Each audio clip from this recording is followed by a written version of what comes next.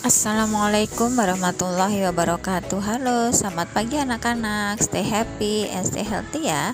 Kali ini kita belajar di tema 4, subtema 3, pembelajaran 3 dan 4. Kali ini kita belajar tentang 1. Amanat pantun, 2. Tanggung jawab dalam kegiatan gotong royong, 3. Interaksi sosial di berbagai bidang, 4. Perbedaan hak dan kewajiban di masyarakat. Dengan bacaan Bismillahirrahmanirrahim, ini dia video pembelajarannya. Teman-temannya. Jalan-jalan ke dekat pohon. Tempat indah hijau rumput. Pada Tuhan kita memohon sesuai ajaran yang kita anut. Nah, dalam membuat pantun, kamu harus memperhatikan sajak dalam pantun, ya. Selain itu, di dalam pantun juga harus terdapat amanat atau pesan dan nasihat yang ingin disampaikan kepada pembaca pantun tersebut. Coba perhatikan contoh pantun berikut ini. Siang-siang makan buah dondong. Rasa takut melihat besarnya ular. Mari kita melakukan gotong royong agar pekerjaan cepat kelar. Nah, di sini sajaknya adalah dilihat ini belakangnya G, ini baris ketiga juga G. Kemudian baris kedua belakangnya R, baris keempat juga belakangnya R. Jadi sajaknya AB, AB. Kemudian dilihat di sini amanatnya apa dalam pantun tersebut. Nah, amanat dalam pantun tersebut adalah dengan gotong royong, maka pekerjaan akan cepat selesai. Jadi diingat ya, diperhatikan sajaknya, diperhatikan juga amanat dalam pantun tersebut.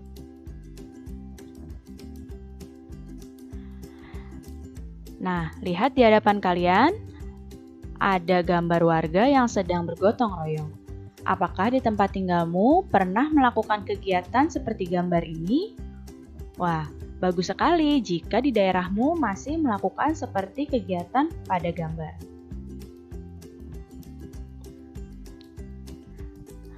Gotong royong adalah bekerja bersama-sama untuk mencapai suatu hasil yang juga diinginkan bersama. Nah, gotong royong itu termasuk salah satu bentuk tanggung jawab masyarakat. Melalui gotong royong, pekerjaan akan lebih cepat terselesaikan. Coba dilihat pada gambar. Bayangkan jika membersihkan seperti ini hanya dilakukan oleh sedikit orang atau 1-2 orang. Pasti akan lama selesainya. Dengan bergotong royong, pekerjaan membersihkan lingkungan, merawat lingkungan, itu akan lebih cepat diselesaikan.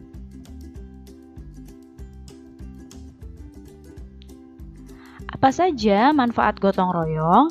Nah, gotong royong ini tentu saja banyak manfaatnya. Yang pertama, dengan gotong royong dapat membuat pekerjaan jadi lebih cepat selesainya.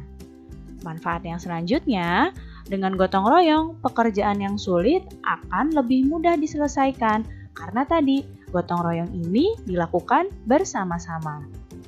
Kemudian, gotong royong dapat memperkuat rasa persatuan dan kesatuan antar warga, sehingga masyarakat bisa menjadi lebih rukun. Dengan gotong royong juga manfaatnya dapat memupuk solidaritas dan hubungan yang harmonis antar warga masyarakat. Dan juga dalam gotong royong bermanfaat untuk menumbuhkan sikap tolong-menolong dan juga kekeluargaan antar warga. Nah, bagus sekali kan manfaat gotong royong dalam kehidupan sehari-hari? Nah, sebagai warga, kita hendaknya mendahulukan kepentingan bersama. Setiap individu pun sebaiknya memperhatikan hal-hal yang menjadi tanggung jawabnya agar tercipta lingkungan kehidupan yang harmonis, masyarakat yang tentram. Jadi, setiap individu harus memperhatikan hal-hal yang menjadi tanggung jawabnya. Apa saja jenis-jenis tanggung jawab warga masyarakat? Berikut ini adalah jenis-jenis tanggung jawab warga masyarakat.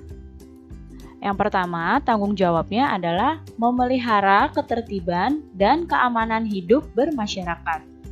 Ya, jadi memelihara ketertiban dan keamanan adalah tanggung jawab warga masyarakat. Kemudian, tanggung jawab selanjutnya menjaga dan memelihara rasa persatuan dan kesatuan. Berikutnya, tanggung jawabnya adalah meningkatkan rasa solidaritas sosial antar anggota masyarakat. Dan juga tanggung jawab di masyarakat adalah menghapuskan bentuk-bentuk tindakan diskriminasi. Jadi ini adalah beberapa contoh jenis tanggung jawab warga masyarakat. Dan masih banyak lagi ya tanggung jawab lain warga masyarakat.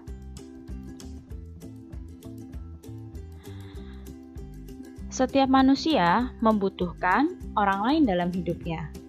Nah, kamu pun pasti membutuhkan teman dan membutuhkan orang lain dalam hidupmu, bukan? Hal ini memunculkan yang bernama interaksi sosial. Interaksi sosial merupakan dasar bagi semua aktivitas manusia yang berhubungan dengan orang lain. Interaksi terjadi karena adanya kepentingan pemenuhan kebutuhan masyarakat.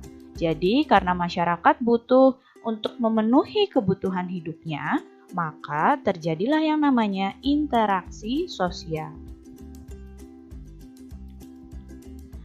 Apa saja faktor-faktor yang mendorong manusia melakukan interaksi sosial? Yang pertama adalah faktor ekonomi. Maksudnya di sini, manusia itu kan membutuhkan sandang, pangan, dan papan.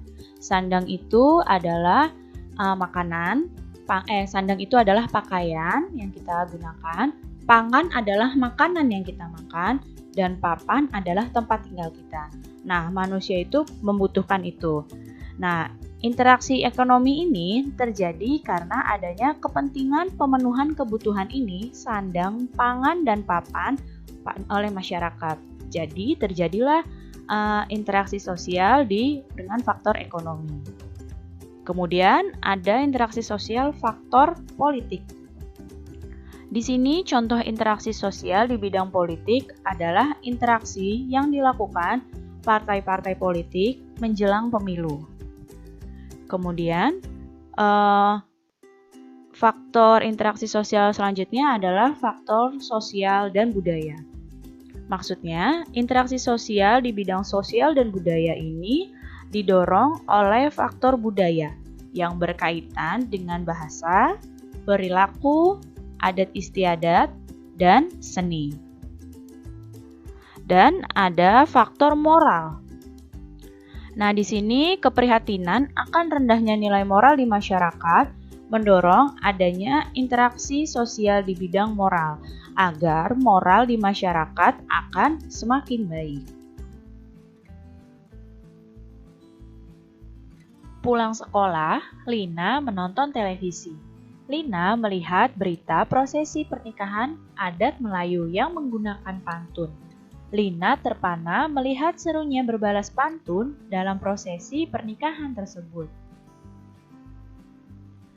Nah, tradisi berbalas pantun biasanya dilakukan pada upacara adat pernikahan Melayu dan juga Betawi. Sebagian besar pantun yang digunakan adalah pantun tua, yaitu pantun yang berisi nasihat dan juga tentang ajaran moral.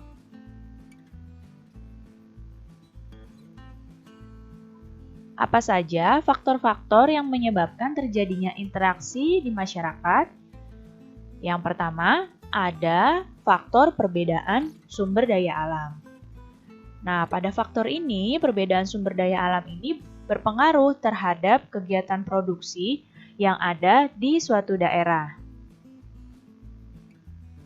Kemudian, ada faktor perbedaan kondisi kependudukan atau faktor demografis. Kondisi kependudukan ini mempengaruhi ketimpangan pembangunan antar wilayah karena menentukan tingkat produktivitas kerja. Kemudian, faktor mobilitas barang dan jasa. Di sini, lancarnya mobilitas barang dan jasa dapat mendorong terjadinya pemerataan pembangunan antar wilayah. Kemudian, faktor selanjutnya adalah persebaran kegiatan ekonomi. Nah, saat ini kegiatan ekonomi masih terkonsentrasi di kota-kota besar. Agar pembangunan merata, persebaran kegiatan ekonomi juga harus merata.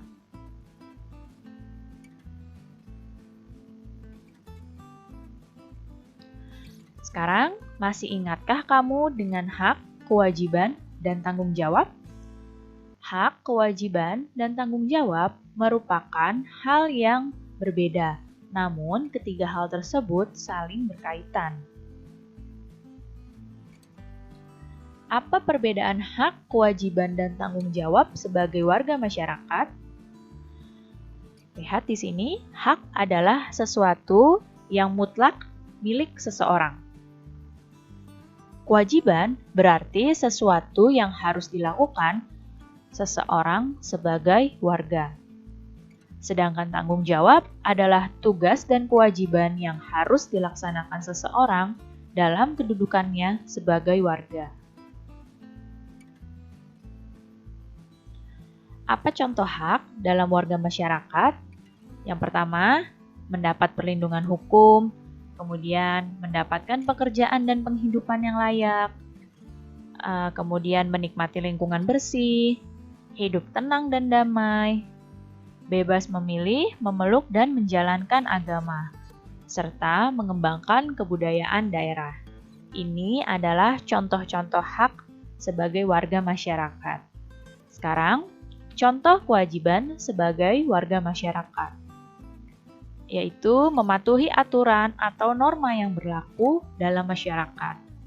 Kemudian menjaga ketertiban lingkungan masyarakat. Berikutnya ada mengikuti kegiatan yang ada di lingkungan. Menghormati tetangga di lingkungan tempat tinggal. Membantu tetangga yang terkena musibah. Dan juga menjaga kebersihan lingkungan tempat tinggal. Jadi ini adalah beberapa contoh kewajiban dalam kehidupan bermasyarakat. Sekarang, apa contoh tanggung jawab dalam kehidupan bermasyarakat? Yang pertama, tanggung jawab untuk mengikuti pemilihan ketua RT atau RW. Kemudian, menghargai hasil diskusi warga, membuang sampah di tempat sampah, melaksanakan ronda malam, dan mengikuti kerja bakti. Nah, jadi ini semua adalah beberapa contoh hak, kewajiban, dan tanggung jawab sebagai warga masyarakat. Nah, kalian tadi sudah menyaksikan video pembelajarannya. Sekarang kerjakan tugasnya tepat waktu ya. Terima kasih, semoga bermanfaat. Wassalamualaikum.